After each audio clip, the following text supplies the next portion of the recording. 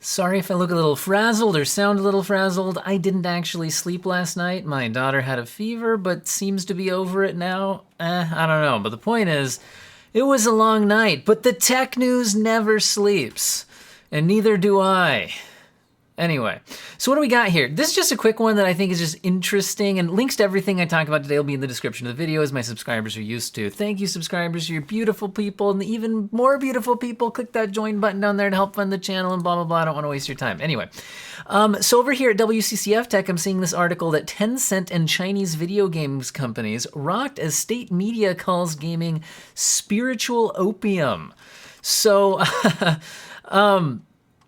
what we're seeing here is them called things like electronic drugs and spiritual opium, and this is coming from the Xinhua, I'm sure I butchered the pronunciation there, news agency, which is state-run media. And so, like, in China, it's a pretty big deal what the state feels about a particular industry or something like that.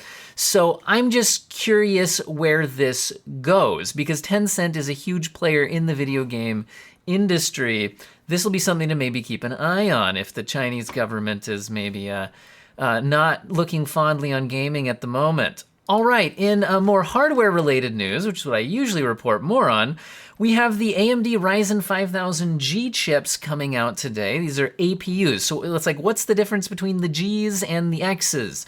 Well, one of the main differences is that these have an APU on them. However, it's not an RDNA 2 based APU. It's not even RDNA 1. It's still based on Vega, which means if you want to use this thing for gaming, how's it gonna do? Well, I haven't had a time to read through every single one of these, but the first thing I'm noticing is I'm not a fan of the pricing.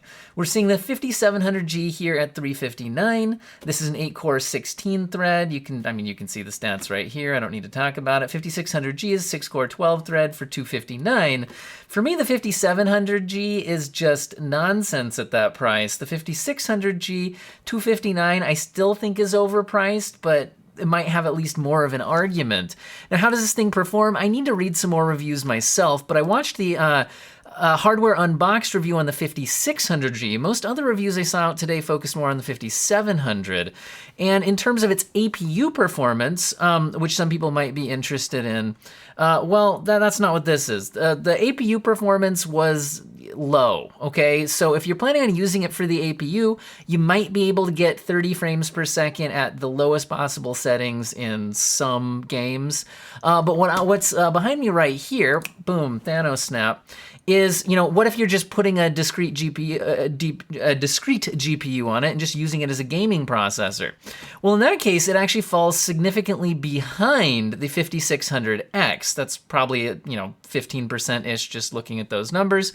So if it falls behind a 5600X, and look, it's actually right there even with a 10400F, which I believe you could find a lot cheaper.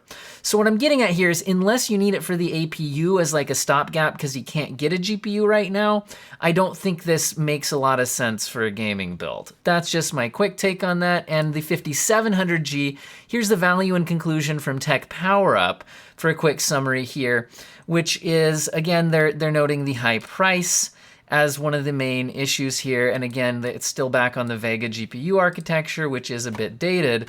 That being said, boom, I'm back. I do think that the APU performance there for if you are gonna game on that rather than plugging in a discrete chip, I think it still outdoes the desktop Intel chips. So, if you need to do that, then take it for what it is.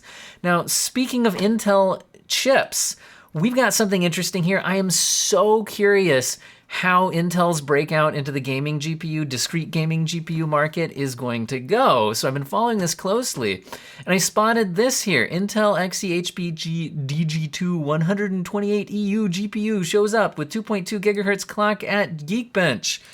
What does any of that mean? Well, if you're not in the know, Intel Xe, I just call it Xe. I know that's not how you're supposed to say it, but the name's stupid. Anyway. So the DG2 is their gaming discrete graphics chip that is supposedly going to launch towards the end of 2021 or beginning of 2022. Probably. We don't really have an official announcement on that. The 128 execution unit version is definitely not the top-end model. This is a lower-end model, and the 2.2 gigahertz is higher than we've seen leaks of this before. Again, this is at Geekbench, so this is a synthetic benchmark. This is not actual gaming performance. Now, what interests me is how badly this performed at OpenCL on this test. So let me, maybe I can, I'm melting. Okay, I'm tiny, the magic's a green screen. So getting out of your way here, the OpenCL score here was 13,710, which is on par with a 660 Ti or Radeon RX 550. That's not a really high score, guys. Now, I know this isn't the top-end model. The top-end model is supposed to be a 512 execution unit, which should perform much better. But, so there's a lot of reasons why this could be performing badly. This could be some kind of engineering sample, drivers not finalized, whatever. And also, again, OpenCL isn't actual measured performance in a game. But this, I don't know, this isn't what I was hoping to see for the performance of that chip. But again, this isn't a lot to go off of. We're just going off of the little bits and pieces that pop out in things like Geekbench.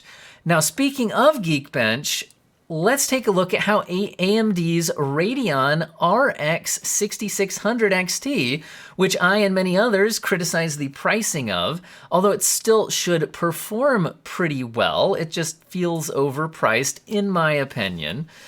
And I'm right. I understand things cost more than they used to right now, but anyway. So basically, if you want to look at, let's compare OpenCL scores. So the OpenCL score on the 6600 XT is 74,590. Remember, our Intel chip here was 13,710. Now, again, we don't know what the pricing is going to be on any of these. And like I said, the Intel chip's probably running on pretty not up for prime time drivers. That's the word I'm looking for. I told you guys I didn't sleep last night. I need to just get this video done here. So there's our performance.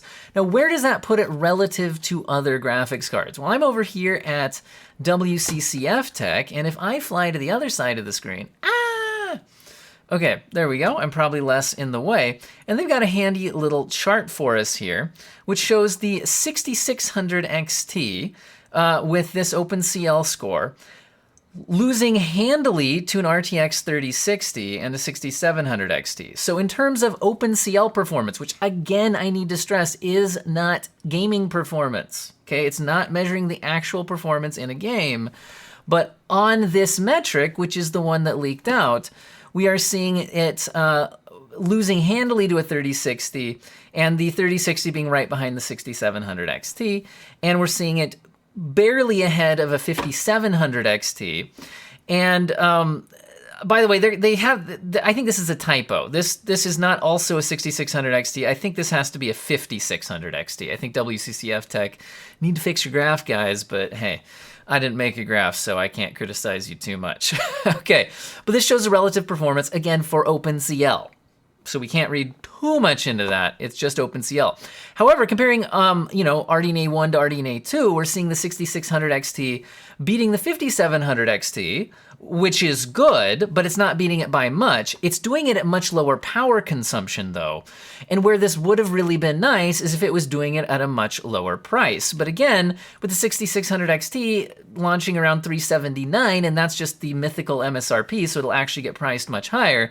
Wasn't the 5700 XT like a $399 card, or am I wrong on that? In other words, we're getting basically the same performance, at least in OpenCL, for better energy efficiency and $20 less a couple years later, which, I don't know. I don't know, guys. What do you guys think about all of this? I need to go take a nap and or drink lots of coffee. I haven't decided which. I hope you have an excellent day.